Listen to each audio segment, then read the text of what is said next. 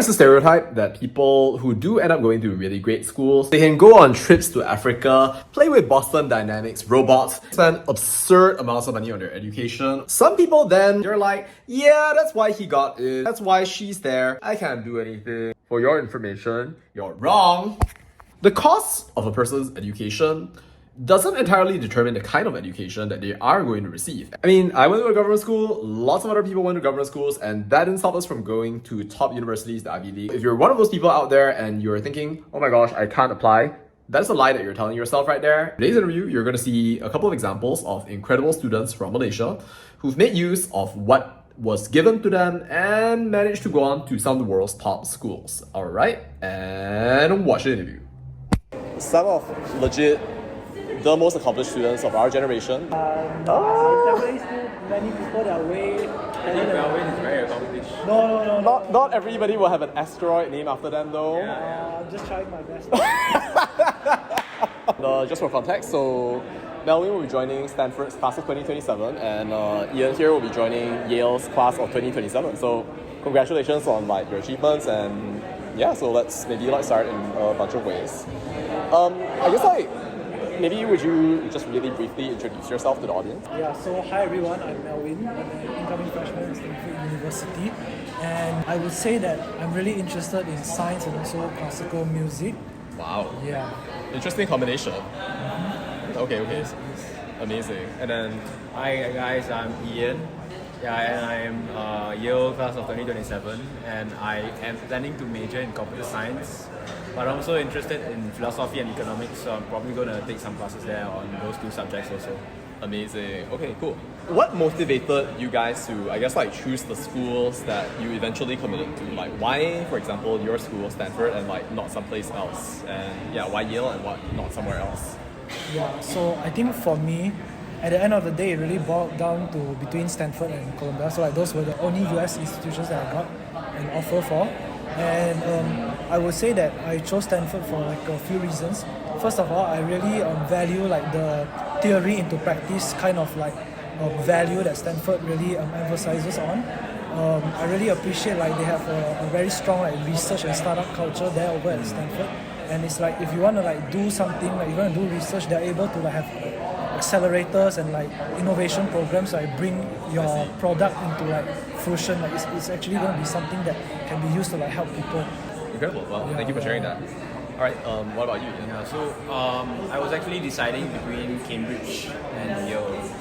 So I need a little bit of explanation of my background, right? So I came from a very STEM-focused school.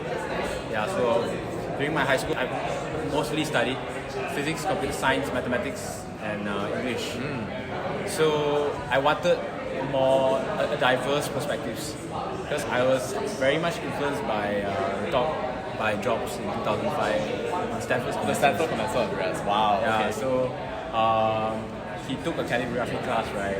And that calligraphy class turned out to be very important because most of Mac's typeface was based off that class. It's the idea that you can only connect the dots looking backwards, not forwards. So I want to now, and uni is a time where I really want to explore my interest to the extreme, so I decided to go to Yale instead of Cambridge, so I can explore the diverse range of courses offered both in the humanities and in STEM. Because I feel that my high school humanities education wasn't that much. I see. Okay. Well, let's dial down into an aspect that we've kind of hinted at, but also not really addressed just yet. And that is of course high school. So then maybe will you share a little bit about your high school experiences? And I mean of course another point, right, is that high school often is a place, right, where maybe it's a formative experience in some ways, right? But then a person also has their own individual nature, right? That shapes them into the person that they are. So maybe will you talk a little bit about your high school background and how it has influenced the way that you think as well? Yeah, so to clarify, both of us came from the same high school, but Ian sort of transferred out later on because he got a scholarship. Both of us were originally from Chung Ling High School, and I felt that Chung Ling has always been a very holistic school. So that's something that's really different for like a government school. You would expect a government school to be really focused on like exams and a little bit less on like extracurriculars. But I think my school did the opposite. So like they still equally like value academics, but they really put a lot of like resources and money into like developing their extracurriculars. So like in Chung Ling, there's like more than 80 like clubs and societies where you can join, which is I believe it's pretty impressive for a public school. Yeah, and it's really there are a lot of like activities that focus on STEM. So I guess that was a formative experience, as you mentioned, for me. I guess without Chung Ling, I wouldn't have the opportunity to dive into like research and actually find my passion in the life sciences. So I'm really grateful for that. Yeah. Wow. Okay. I agree with what Melwin said for the last few sentences, right? I feel like one of the key factors for success in education, right, is having passion for what you learn. So, I mean, Melwin has already covered a lot about Chung Ling, so I think I will cover a bit about the high school I went to. So, it's NUS High School, right? High school in Singapore, right? Yeah, so it is affiliated with the National University of Singapore. The thing I like about my school is that it provides me with a lot of freedom to pursue anything that I like. So you can add and drop any subjects you want. Okay, wow. Not any subjects you want, like mostly STEM subjects. Those restrictions are really, you can think of it as non-existent. And most of the classes were project-based, which means that you get to really see how what you learn can be applied in real life. I think that is very important for people to appreciate the knowledge they are learning, because sometimes I think people get bogged down by all the theory and they don't really do a lot of hands-on, and then they start to be demotivated because they don't see the value and the potential in what they are learning. Right, their ideas don't necessarily manifest into reality. Yeah. Incredible, okay. Like, I think not many people know that the like ChatGPT or other artificial intelligences they use involve a lot of calculus, and once they know that, maybe they might take an interest on calculus. Yeah. And speaking of freedom, you're also free to pursue any subject if you want, STEM subjects specifically, to a very deep level. So we were granted the privilege to go to NUS to study undergrad modules at high school level. Okay. Yeah. Incredible. That's a way you can develop very deep insight into certain subjects. I see. Wow, okay, cool.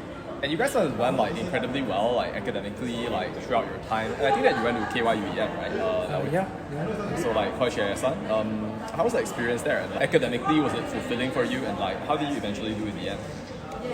Okay, so this is quite an interesting question. I went to College UEM. It's very different from like my high school. It was like a boarding school. It was totally new experience for me.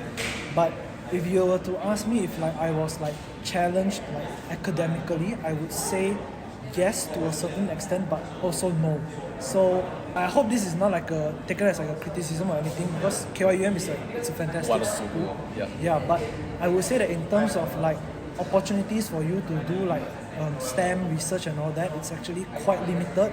I would say that like my previous high school did a better job at like getting students to be involved in like research culture and all that. But I think it's because of a difference of like goals basically, like for high school it's the formative experience, but for like an A-levels college, the main goal is ultimately to send you to a good university, right? So of course they put a lot of emphasis on like academics, but I would say that academics sometimes is not only limited to like classes that you take or like the books that you read during class, but a lot of activities that are outside of the classroom are actually related to your academics. Like Incredible. I talked about like super curriculars and all that, like things that you do that help you deepen your interest in the very subjects that you study in the class yourself.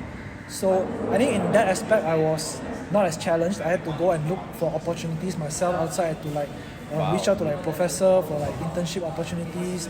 I had to like do my own like projects outside. But yeah, in terms of like syllabus being challenged like academically, I think definitely. I see. And it definitely seems that like that sort of independence of mind was like probably something that you had to kind of like develop, and it was more of like you went kind of almost against the grain almost. Is that accurate to say that? Well, maybe not to say like go against the grain, but rather like maybe the environment wasn't like optimal and you had to kind of like chart your own path in some ways. I see. Okay, cool. All right. Well, I guess like when it comes to applying to colleges, so like of course like there is the very important component of like applications, essays, and well essentially like creating a message, right? I guess like do you remember like what kind of message it is that you were trying to send to your universities when you guys applied? Yeah, I think for me, the main message that I wanted to convey to like the universities was my passion in helping people, and that passion it mainly came from like STEM, it mainly came from like science and all that. But at the same time, I wanted to show them that I'm also starting to like pay attention towards like education inequity causes, because I believe that education inequality is like the root of like our problems. If like kids don't even have the opportunity to get like a good education, how can they have the chance to think like, oh, I want to be like a doctor in the future, I want to be like a lawyer? They can't even explore those options. And that was something that I realized after I finished high school. And I felt that it could have been a bit too late, but I still didn't worry too much. I still like started involving myself in like different organizations that worked on all these causes. And I think like that was the main message I wanted to show them, that there was this like short pivot away from STEM during my time in college, where I actually diverted a lot of my resources and my time towards addressing this education equity cause. Yeah, I think the main theme that was consistent across my application was of an underdog. So, firstly, I was part of the National Informatics team in Malaysia, and there weren't any formal training, and I wasn't even in Malaysia when I participated in the competition. Wow. Yeah, so I was in Singapore in my dorm. With very bad Wi-Fi. So I was more concerned of not submitting in time rather than the questions. My story is more about how it doesn't matter where you are from, as long as you have the will, you will be able to achieve anything. Yeah, absolutely. And it's also consistent in other parts of my application, like when we built a nano satellite at our school. Right, so most of the components that are required on a nano satellite are very expensive because of economies of scale, right? But even with a limited budget, right, it doesn't deter us because we can always build it ourselves.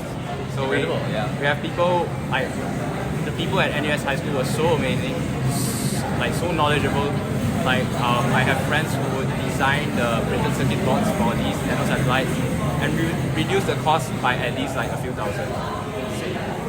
Yeah, and then lastly, it's my own endeavors in engineering. So I also like to build electronic stuff like ergonomic keyboards and quadcopters. Oh yeah, you told me. After you showed me without Usher. So usually it's very expensive. Like for example, a quadcopter is quite expensive. But if you are smart with how you source your materials, and if you are willing to spend the time to like do some trial and error and tinker with it, you should be able to get away with a low budget.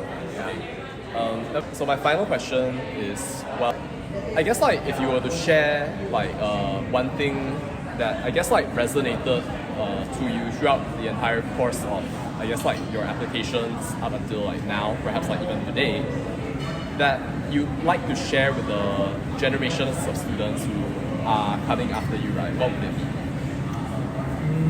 You mean like general advice? General advice, yes. Yeah, I would say that when you are attempting to like apply to the US and all that, again, the most important thing is to be genuine and be passionate. I think these two things are gonna bring you far in terms of like applying and all that. But at the same time, also practice self-love. So you're gonna be so stressed with like burnout and all that. So remember, like take care of yourself and take a break if you're having writer's block, or if you're like just feeling like so frustrated with like the whole thing. So yeah, remember to take breaks. Okay, thank you.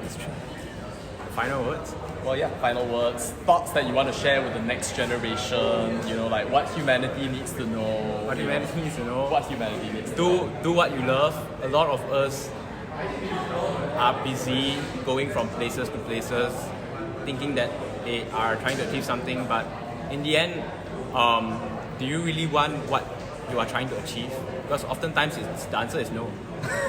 Yeah, and applying to US colleges is a good chance for you to really discover who you are as a person and really answer all these pertinent questions that are important, not just 10 years down the road, but like throughout your life. Yeah, so do what you love. Don't apply. Don't do something because you just want to get into a certain college. Yeah. Thank you, that's an incredible message. And thank you, gentlemen, for your time. I really, really appreciate it. No worries. All right, thank you so much. Thank you so much. Thank you for having us. Yeah. Thank you. Oh, so we're done? Yeah, we're done. Yeah. Okay.